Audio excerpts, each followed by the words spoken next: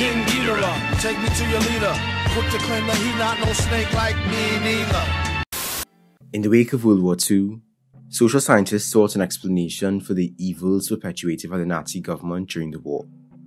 Theodore W. Adorno, Els Frenkel Brunswick, Daniel Levinson, and Neville Sanford published The Authoritarian Personality in 1950, proposing a personality type for the fascist follower, ranked on an F scale. They particularly concentrated on prejudice, within the psychoanalytic and psychosocial frameworks of Freudian and Frommian theories. Their work was highly critiqued, but it was also highly influential in laying the groundwork for our understanding of authoritarian personalities. In the aftermath of Adorno and Company's book, social scientists would continue to tweak, develop, and expand our understanding of authoritarian psychology. Most notably, the concept would be refined by Bob Altemeyer, a Canadian-American psychology professor who proposed the right-wing authoritarian personality in 1981. After numerous studies, Altemeyer presented his findings to the general public in his free book, The Authoritarians, in 2006. Link below. Today I'll be exploring his findings on the psychology of authoritarianism, starting with right-wing authoritarian followers, and then their social dominator leaders, wannabe tyrants and their eager supporters. I will touch briefly on the work of other findings on the psychology of authoritarianism, but his studies will be the focus. Most of my examples will be drawn from the US because most of the world is somewhat familiar with their political circus, and that's where most of the research has been done, but please don't reduce this information to the contemporary American political situation alone. These attitudes and personalities exist across the world and across history. Use your critical thinking skills, I beg. Let's begin. First, allow me to clarify. Right-wing here is not being used in the context of the political spectrum. Altemeyer uses the word right in the sense of the Old English writ, an adjective for lawful and proper. Right-wing authoritarian followers, or RWAs, usually support the established authorities in their society, like government officials, arms of the state, and traditional religious leaders. In North America and elsewhere, RWAs tend to be political conservatives, of course, but that doesn't mean the authoritarian personality is exclusive to conservatives. I'll discuss briefly later on. So, what defines the right-wing authoritarian personality, psychologically speaking? Well, they feature three primary traits or attitudes: a high degree of submission to the established, legitimate authorities in their society, high levels of aggression in the name of their authorities, and a high level of conventionalism. These traits are measured with the right-wing authoritarianism scale, or RWA scale for short. I'm not going to go through the entire scale point by point, you can check out a version of it for yourself, link below, but it basically includes a mixed series of statements that folks can indicate their levels of agreement or disagreement with.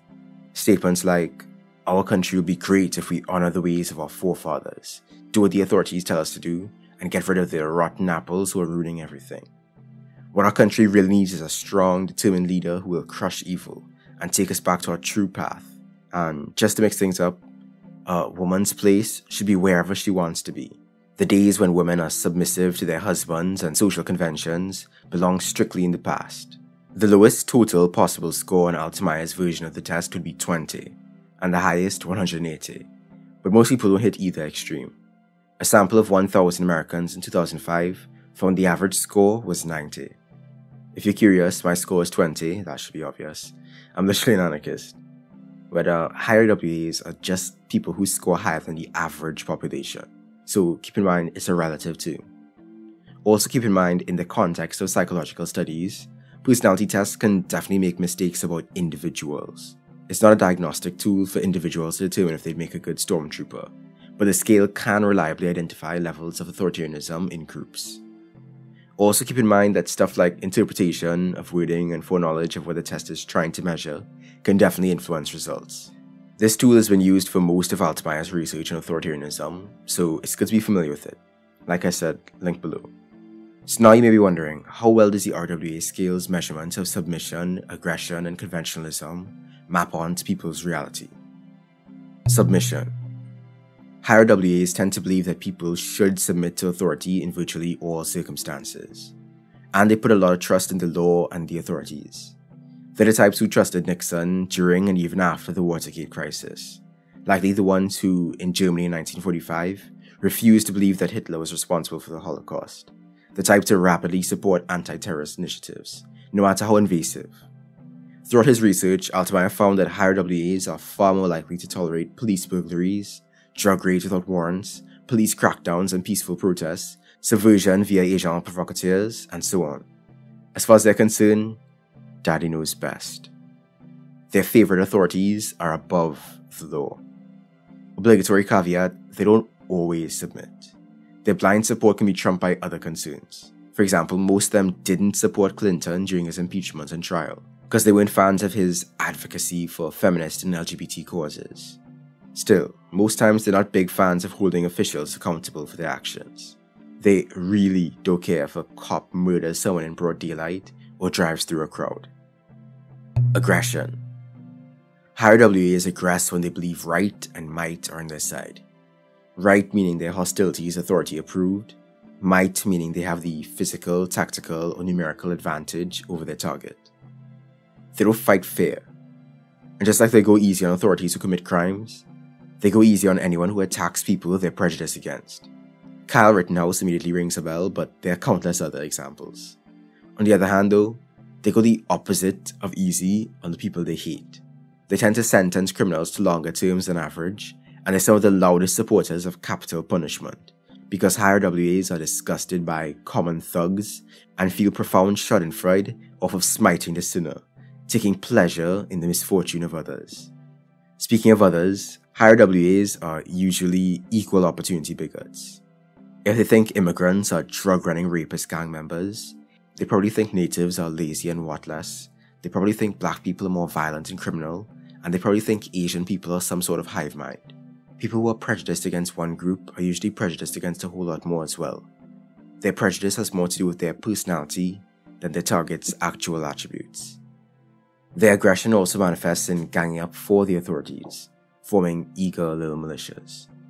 In one scale, Altemeyer examined responses to a proposition to outlaw communists and found authoritarian followers would be relatively likely to join a group to hunt them down. Ditto for persecuting homosexuals, religious cults, radicals, journalists, and even right-wing authoritarians. Would you believe some higher WAs didn't realize they would be the targets of that law? Legit, some were gung-ho to support a law persecuting themselves. Wild. It's like, if the government says these people are dangerous, then they have to be stopped. Obligatory caveat, they don't always aggress when they think the proper authorities approve. Just like they don't always submit.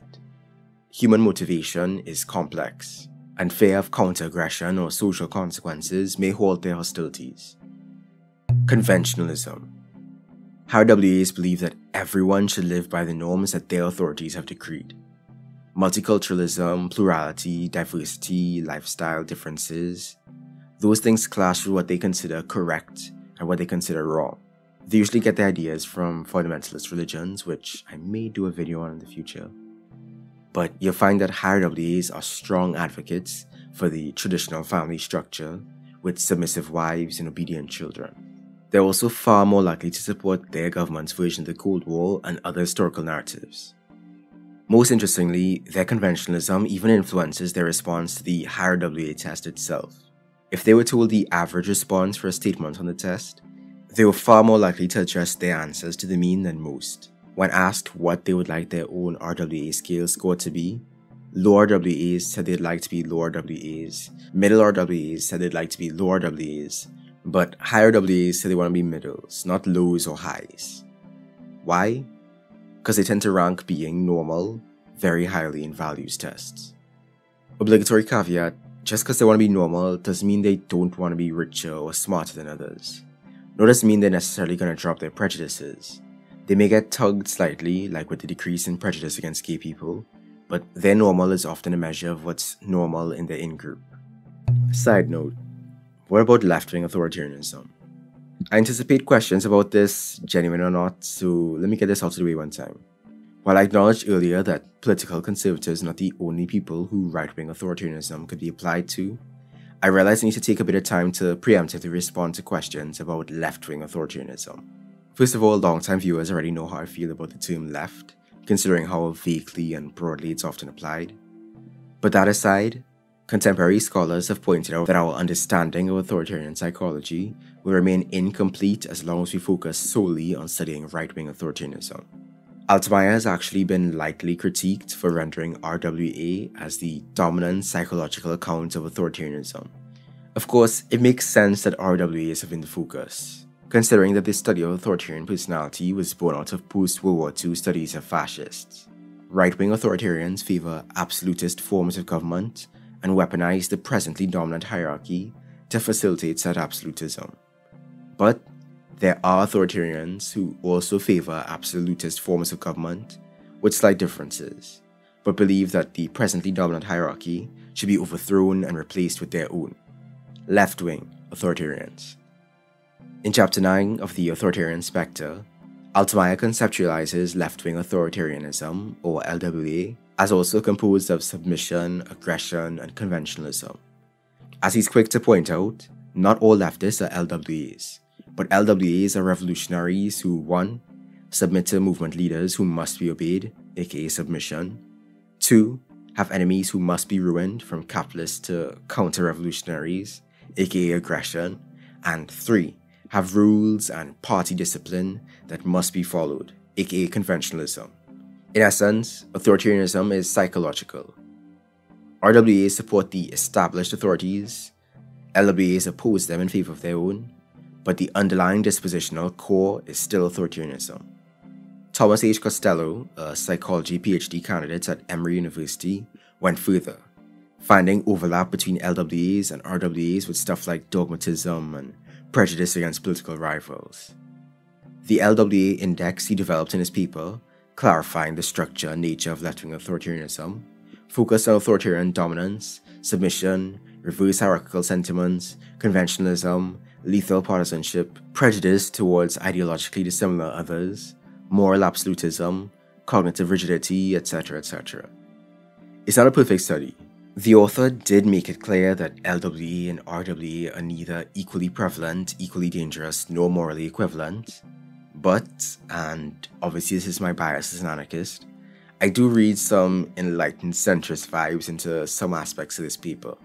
Still, I think we can all benefit from a nuanced reading of this study. I digress. This video is going to be focused on RWAs. Considering these traits, submission, aggression, and conventionalism, it's clear that people with right-wing authoritarian personalities are rather dangerous. They find it easier to bully, harass, punish, maim, torture, eliminate, and exterminate their victims more than most people do.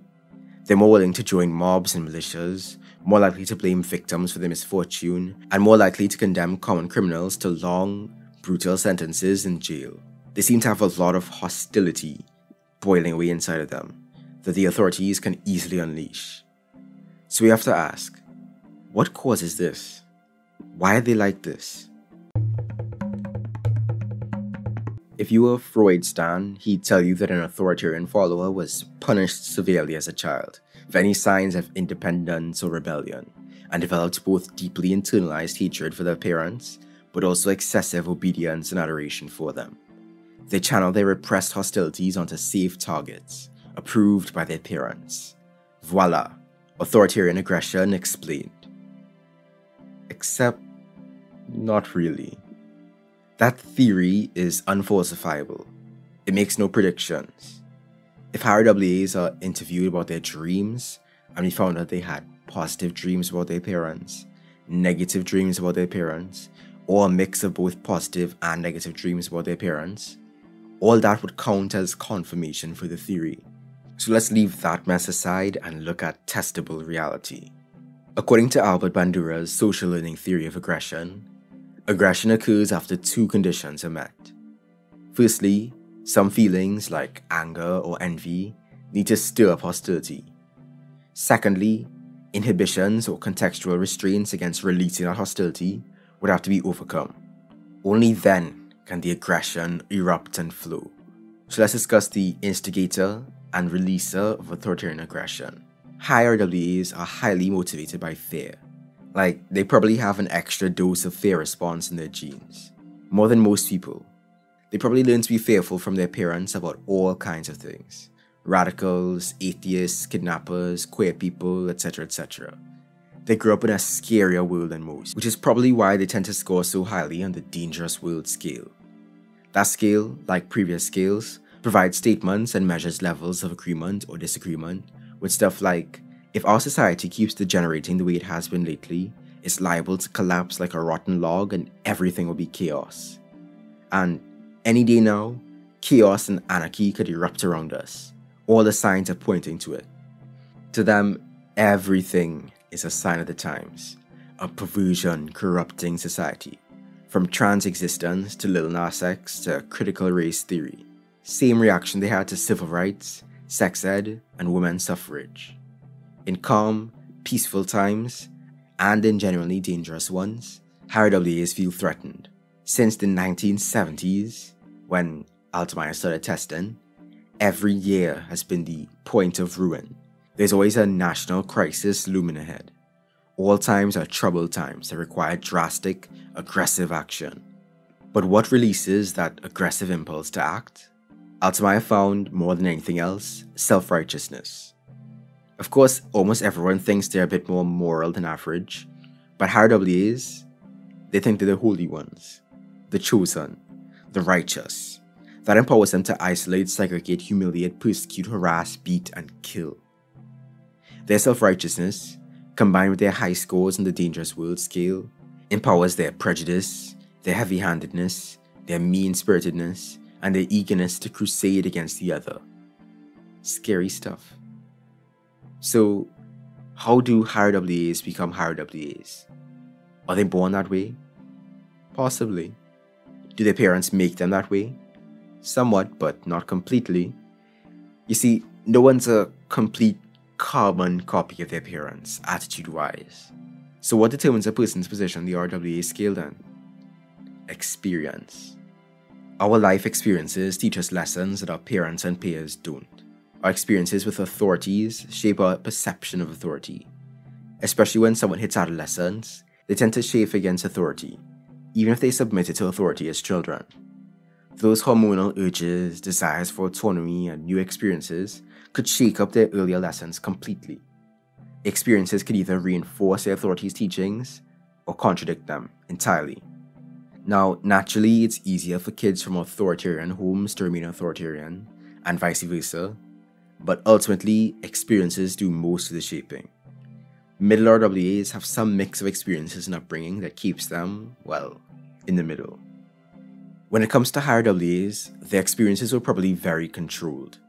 Authoritarian followers usually live in homogeneous bubbles of patriotic, traditional people, an echo chamber apart from the evils of the world, safely kept on a short leash for most of their lives. But there's hope yet. Altamaya's research has shown that higher WAs can change if they have some important life experiences. That's why university can be such a game changer. It's not that evil atheist professor turning Tommy into a Marxist. It's just meeting new people, leaving that small enclosed world and developing relationships with people of different walks of life. That makes all the difference. So, what makes a higher WA such a good authoritarian follower of would-be dictators? Illogical thinking. Consider syllogism. All fish live in the sea. Sharks live in the sea. Therefore, sharks are fish. Logically speaking, the conclusion doesn't follow. Even if sharks are fish, the premises don't support the conclusion. But if higher WAs were asked if the reasoning was correct, they were more likely than most to say it was. When asked why, they'd answer, because sharks are fish. In essence, because they agreed with the conclusion, they assumed the reasoning behind the conclusion was right. It shows that if authoritarian followers like the conclusion, the logic involved is pretty irrelevant. Reasoning is what should justify the conclusion, but as far as they're concerned, the conclusion validates the reasoning. Of course, let's not overstate. Lots of people have trouble with syllogistic reasoning. Higher WAs just happen to be slightly more likely to make such mistakes. But higher WAs generally have more trouble than most people do realizing a conclusion is false. They have a harder time determining whether empirical evidence proves or doesn't prove something.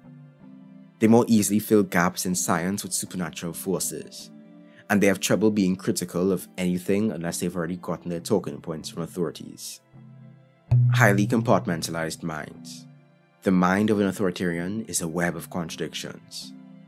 I mean, we all have some inconsistencies in our thinking, but their minds just be like oil and water.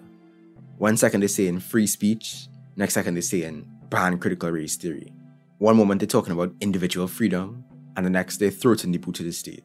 They don't merge files in their brain to see what fits, they just tend to pick up whatever the demagogues are saying. Double standards. If your mind is a mess of contradictions, you're going to end up with a lot of double standards, easily justified by whatever idea you hold that's most convenient in the moment. Principles are irrelevant. Keep in mind the excuses they make for those in power and how hard they are on their victims. Classic example is the difference in how they treat a prisoner who beats up another prisoner versus a police officer who beats up a prisoner. Low RWAs don't usually have such stark double standards. Hypocrisy. I'm going to keep using this as an example because it's topical. Critical race theory. As much as authoritarians accuse the left of being anti-free speech, politically correct types, higher WAs are far more likely to report and act on a desire to censor ideas they dislike. Lack of self-awareness. Higher WAs lack basic self-awareness. If presented with a list of things right-wing authoritarians are likely to do, like be prejudiced, conformist, etc., and then asked how true it is of themselves compared to most other people, they have no idea how different they actually are. It's because that whole bubble they tend to exist in. The funniest example, to me at least, is that they think they're less self-righteous than most people. Altmaier also mentioned that when he's given lectures about right-wing authoritarians, higher WAs often think he's talking about someone else entirely. Ethnocentrism. Us versus them is a hard line in the sand for authoritarians. Humans as a whole do have a tendency to fall into tribal patterns of thinking, but authoritarians see the world far more sharply in terms of their in-groups and out-groups than most. We do tend to associate with people who agree with us on many levels, but authoritarians almost exclusively stick to their bubble of validation and ethnocentric reinforcement. That's why they don't realize how prejudiced or aggressive or submissive they are compared to most people. By avoiding challenges to their beliefs and holding fast to their authorities, they remain stuck in a circular logic of I'm right because people I agree with say I'm right. Group loyalty is essential because they get their energy and zeal from their group. If you've seen a Trump rally, you know how it is. Dogmatism. Higher WAs hold to unchangeable, unjustified certainty. Righteousness beyond a shadow of a doubt. They're more likely than most people to agree with statements like, the things I believe in are so completely true I could never doubt them. And there are no discoveries or facts that could possibly make me change my mind about the things that matter most in life. I am absolutely certain that my ideas about the fundamental issues in life are correct. Meanwhile, they're more likely than most to disagree with statements like, it's best to be open to all possibilities and ready to reevaluate your beliefs. And flexibility is a real virtue in thinking, since you may well be wrong. When you receive or absorb rather than contemplate your beliefs, you have no basis upon which to determine whether or not they're true. So you avoid challenges by staying in your bubble as much as possible, and when that can't be avoided, trotting out whatever talking points you got from Ben Shapiro or PragerU. And if that dialogue tree fails, you can always fall back on your group's assurance that you are right. You could challenge your beliefs, or you could insist you're right and retreat. What option do you think most higher WAs tend to choose? It doesn't matter how much information about the realities of trans existence there is. They can always shout 2 genders, biology 101, without ever engaging with the truth. Anti-vaxxers, believe it or not, are in fact inoculated against reality. Dogmatism is by far the best fallback defense, but it's also the most blatant dead giveaway that the person doesn't know why they believe what they believe. Higher WAs are only one side of the authoritarian coin. They're nothing without their leaders. It's time to talk about social dominators. In 1994, social psychologists Felicia Pratto and Jim Sidanius presented the social dominance orientation test as a measure of belief in social inequality. Social dominators agreed with statements like, this country would be better off if we cared less about how equal all people are, and Some people are just more worthy than others, while disagreeing with statements like, if people were treated more equally, we would have fewer problems in this country. Fellow social psychologist Sam McFarlane took their test and 21 others, including the RWA scale, to determine which would best predict prejudice. His research found that only 2 of those tests, the Social Dominance Orientation Test and RWA, could do the job well. Thing is though, while both tests were able to identify prejudiced people, they were identifying different types of prejudiced people with very little overlap. Social dominators and higher WAs, authoritarians of 2 flavors. They have some things in common besides prejudice. They support the same political parties and they tend to have shared economic philosophies, usually conservative on both counts. But they also have some huge differences, starting with a desire for power. Altemeyer conducted 2 surveys with students that included the question, how much power, the ability to make adults do what you want, do you want to have when you are 40 years old? The scale went from 0, meaning basically they don't care for it, to 5, meaning their goal in life is to have a great deal of power. Social dominators consistently wanted to have much more power than most people did. Authoritarian followers did not. Now obviously people often want power for different reasons, some more self-righteous than others, but social dominators take thrill in power in and of itself. Doesn't matter what the cause is, as long as they can control others in the process. Check the power mad scale now.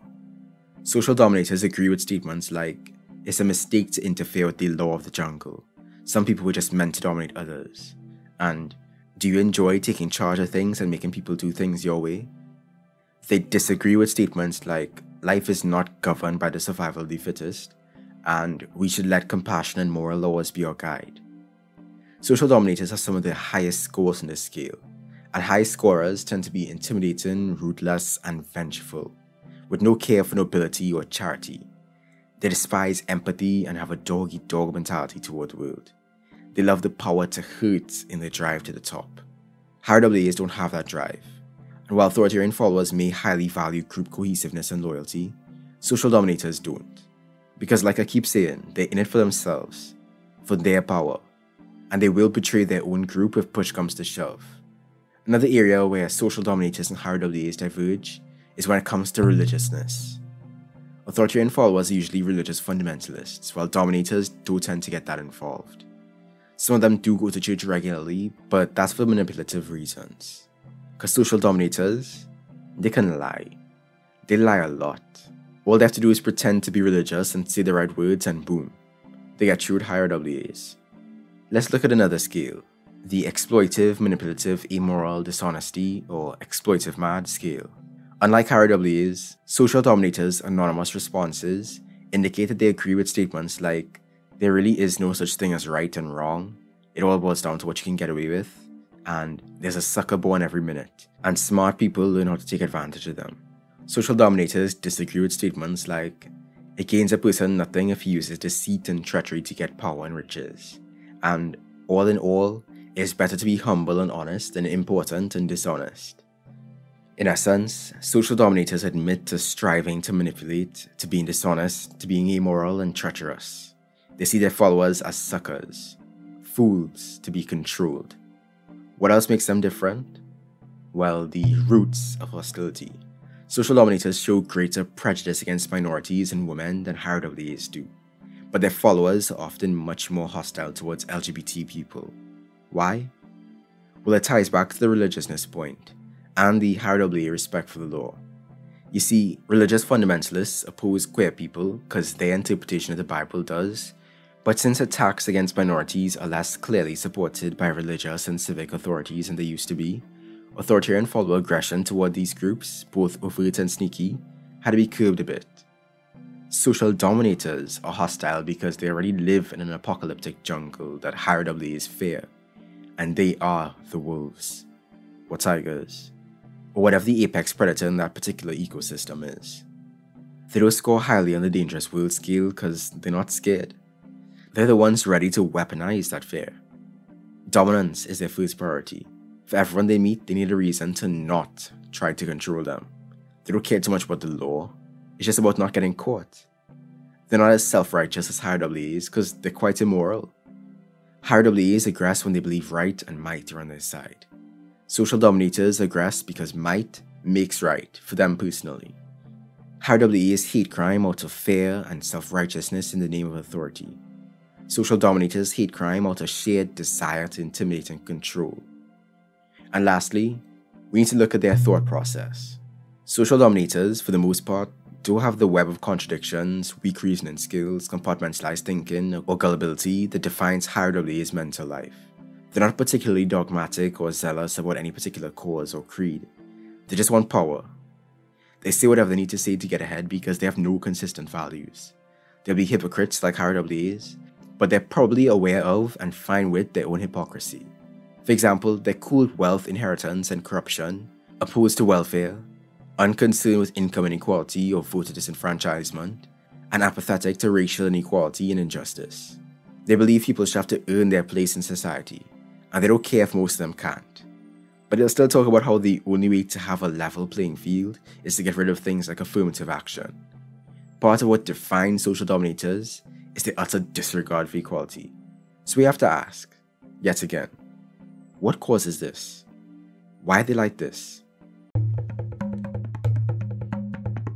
If we look at the life-shaping experiences of social dominators, they would report that deceit and cheating were good tactics because it led to what they wanted. Taking advantage of suckers felt great.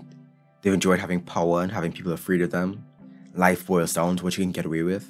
And of course, their experiences have led them to believe that life is a jungle.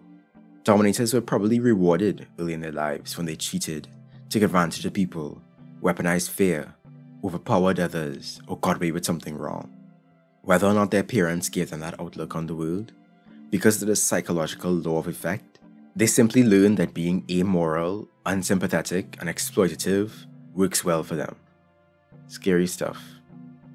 So what happens when higher WAs and social dominators work together?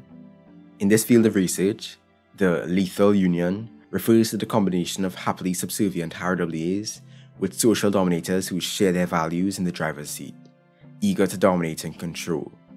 A death spiral union that develops all the time in the real world. As Altemeyer aptly described, True, sufficiently skilled social dominators served by dedicated followers can make the trains run on time. But you have to worry about what the trains may be hauling when dominators call the shots and high RWAs do the shooting.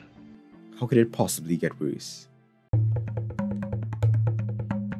While most social dominators get fairly low scores on RWA tests and vice versa, a very, very small percentage of people in Altemeyer's samples score highly on both RWA and social dominance tests. These are the double highs. If prejudice was a sport in the Olympics, higher WAs would get bronze, social dominators would get silver, and double highs would get gold. You might be wondering now, how do they manage to score highly on both tests if social dominators and higher WAs have so many differences? How can someone be a submissive dominator? There are a couple reasons why a wannabe dictator would score highly on both tests. One is because some RWA scale statements are quite open to interpretation. For example, the statement, "Our country desperately needs a mighty leader who will do whatever has to be done to destroy the radical new ways and sinfulness that are ruining us." A follower would be like, "Yes, please." And a dominator would be like, "Here I am, behold." Double highs still score highly on all the power scales, like other social dominators and unlike the other higher WAs. Secondly, double highs are the religious among the social dominators, so they respond well to the religious items in the RWA scale that the other social dominators don't, thereby significantly raising their RWA score. As I'm sure it's already clear, double highs absolutely suck. They suck, they really do. Whatever the issue, they usually land on the worst aspects of both sides of the right-wing authoritarian coin. Like, they are the worst of the worst. Prejudiced, of course, but also just as power-hungry and exploitative mad as social dominators, and just as religiously fundamentalist, dogmatic, and dangerous worldists as higher WAs. Regular social dominators may end up in charge of PTAs, HOAs, workplaces, local governments, and other personal kingdoms. Not all of them succeed in life due to the animosity they create and the obstacles they might face, like other social dominators, and or their lack of intelligence, attractiveness, or networks to gain the kind of power they want. Some of them even get caught in their lies and illegalities and don't have the capital to get out of it. But double highs? They tend to have a head start. While regular social dominators have to fake their religiousness to get the support of higher WAs, double highs can more easily get started in their own churches, already part of the in-group, sharing their prejudices, economic philosophies, and political leanings. Even if they are faking it a little bit, and some evidence indicates that they are, a double high already knows all the code words, dog whistles, and Bible verses they need to get ahead. They know all the stances they're supposed to hold about evolution, the role of women, abortion, school prayer, censorship, law and order, etc. Double highs running the show out here. You've probably heard of these already, but if you haven't, the Milgram experiments on obedience to authority figures were a series of social psychological experiments conducted by Yale University psychologist Stanley Milgram in the early 1960s. There are videos and articles about it if you'd like to learn more in depth, but basically, one of the main experiments consisted of 3 subjects: the teacher, the learner, and the experimenter. The learner has the task of memorizing a long list of word pairs just after one run-through. They're strapped in a heavy chair and have a shock plate fastened to their arm. The teacher's task is to ask the learner a question through an intercom. If they get it right, the teacher asks them the next question. When they get it wrong, which naturally they would, the teacher must give the learner an electric shock. And each time the teacher has to give a shock, they have to up the voltage by 15 volts. The switches to administer the volts are labeled and go from 15 volts all the way up to 450 volts. With every mistake, the learner moves closer and closer to an electrocution. The learner may begin by yelling "ow" when they get a shock, but those "ows" quickly transform into screams and pleads for mercy. At one point, at 150 volts, the learner shouts, "Experimenter, get me out of here, I refuse to go on."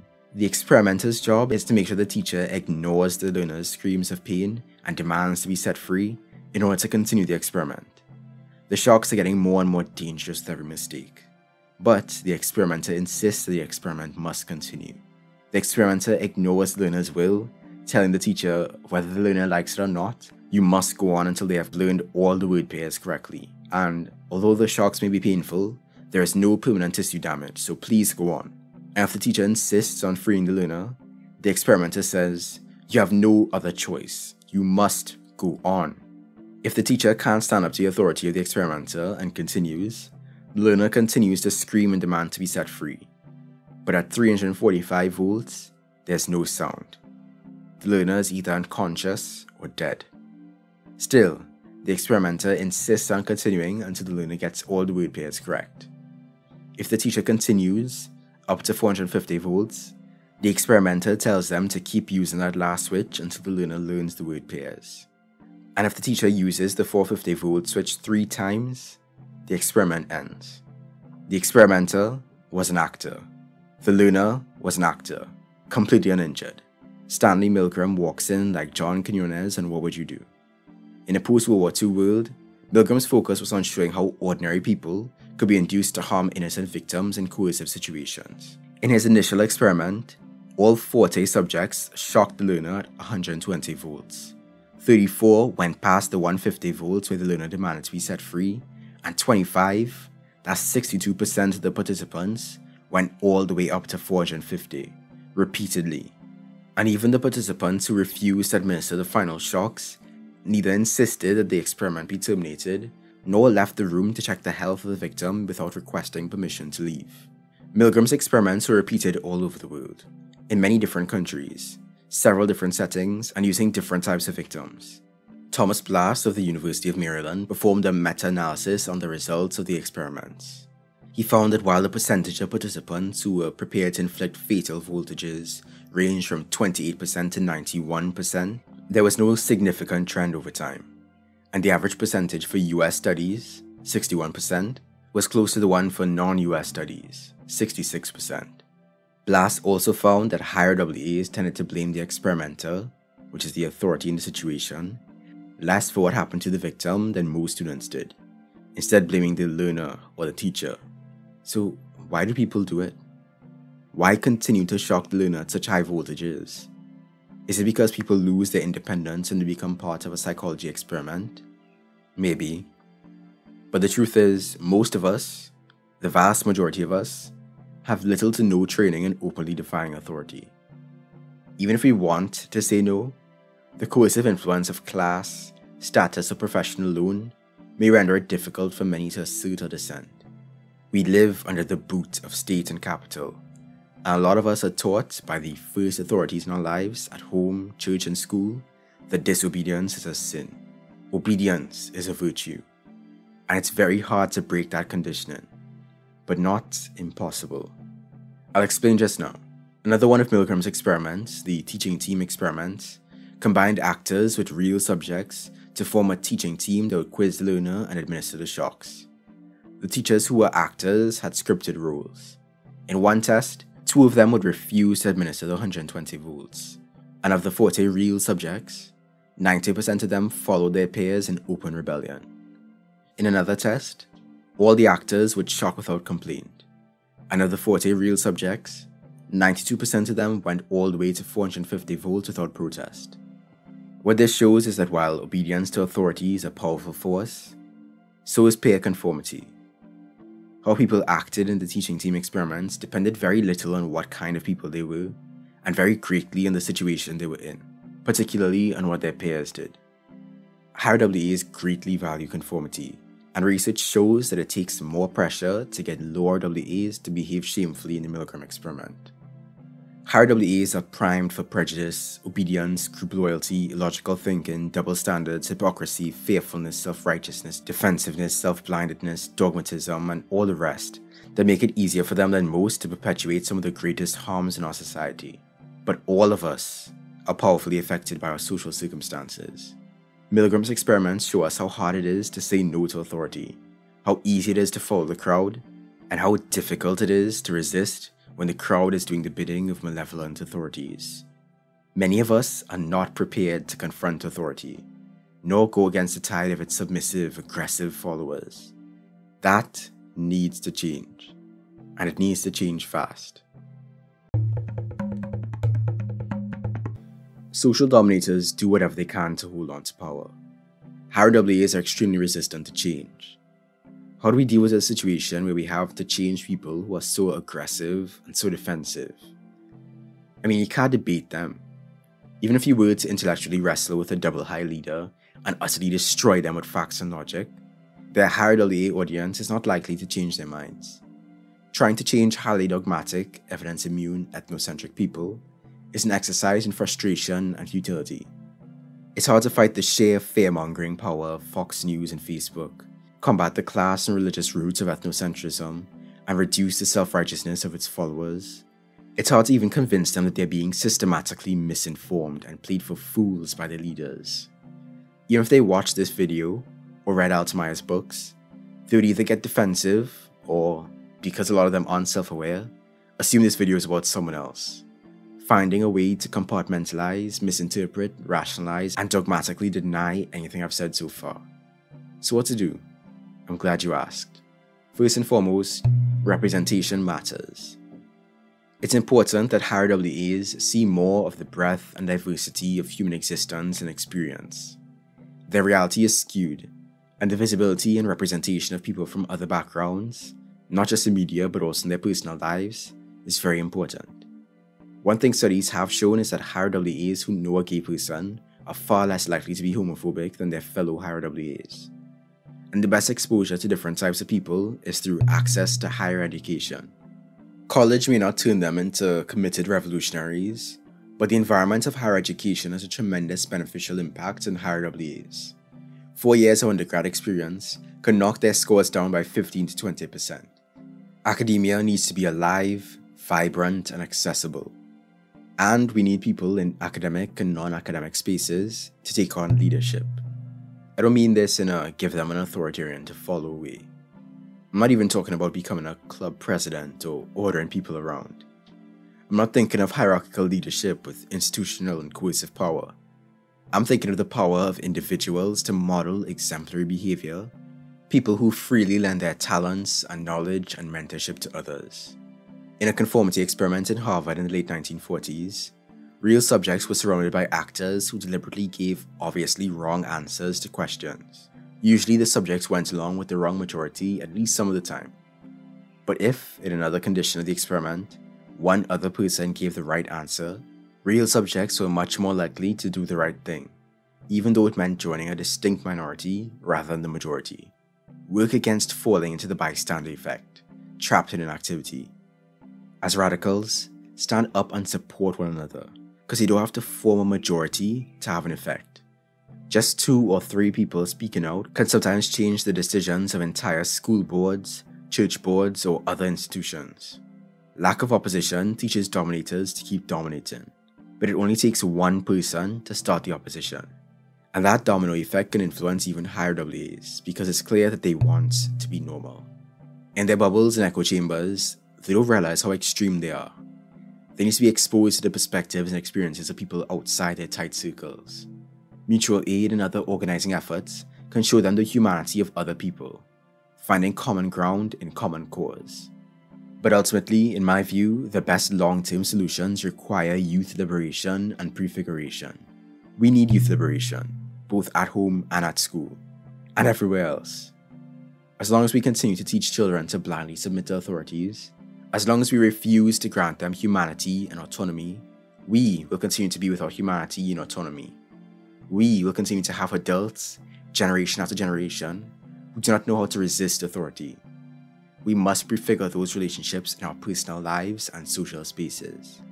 And we must prefigure our liberation. It's not enough to just campaign against social dominators. We have to dismantle the systems that allow them to dominate in the first place.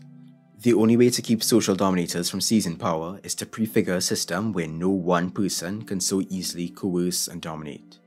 To quote Bob Altemeyer one last time, "We cannot secure the blessings of liberty to ourselves and our posterity if we sit with our oars out of the water.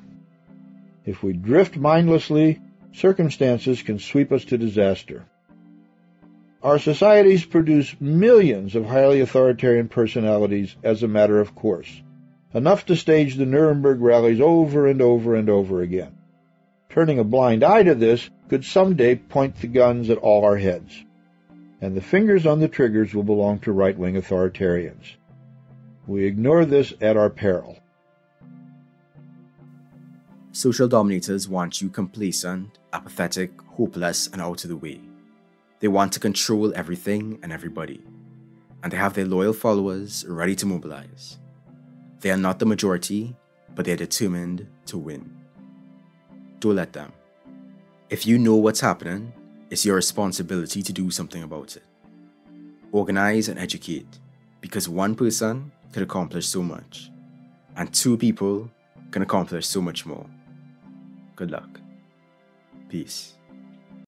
Thank you for watching. Thanks once again to the family, Ongrad, Kobe Tamayo, John Veshi, Len P, Some Guy, Seth, Ipa, Wyatt, Beyond Binary Podcast, Mamish Disgusting, Eshi the Mad, Boy, Jeff Massey, Kiminoko, Alki, Forrest Alvarez, Poodle Hawk, Joaquin Klepp Norman, Spencer Harmon, Matt, Jason Baker, Jordan, Redden Bush, Tom S., Bean, Scott Trin, Tyler Brandt, Brandon Barney, Mooshin, Christopher Hunter, Cyan Charles, Derek Sue, TJ Daddio, Joseph Willoughby Rainsford, Jonathan Farris, Khadijah Mbo, and Swafkar Jones. You can join these beautiful humans and support me too on patreon.com/sayingtrue. Please like, comment, subscribe, and share with your fellow peoples. Feed the algorithm. Check my previous videos for the fascinating topics. You can follow me on Twitter @_sayingtrue. Thanks again. Peace.